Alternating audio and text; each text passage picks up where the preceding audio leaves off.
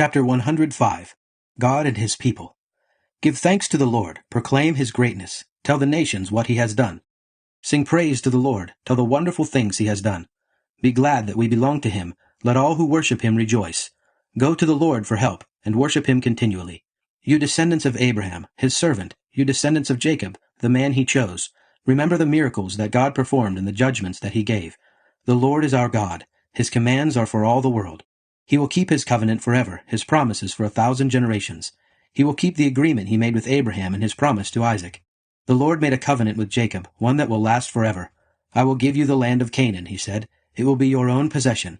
God's people were few in number, strangers in the land of Canaan. They wandered from country to country, from one kingdom to another. But God let no one oppress them. To protect them, He warned the kings, "Don't harm my chosen servants. Do not touch my prophets." The Lord sent famine to their country and took away all their food. But He sent a man ahead of them, Joseph, who had been sold as a slave. His feet were kept in chains, and an iron collar was around his neck, until what he had predicted came true. The word of the Lord proved him right. Then the king of Egypt had him released. The ruler of nations set him free. He put him in charge of his government and made him ruler over all the land, with power over the king's officials and authority to instruct his advisers. Then Jacob went to Egypt and settled in that country. The Lord gave many children to His people and made them stronger than their enemies. He made the Egyptians hate His people and treat His servants with deceit. Then He sent His servant Moses and Aaron, whom He had chosen. They did God's mighty acts and performed miracles in Egypt.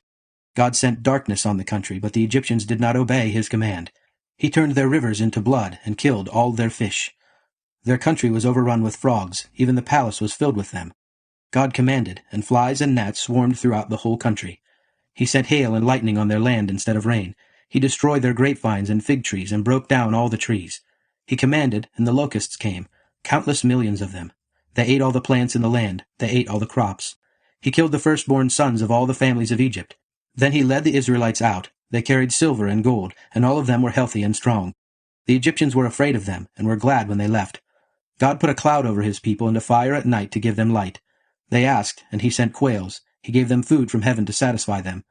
He opened a rock, and water gushed out, flowing through the desert like a river. He remembered His sacred promise to Abraham His servant.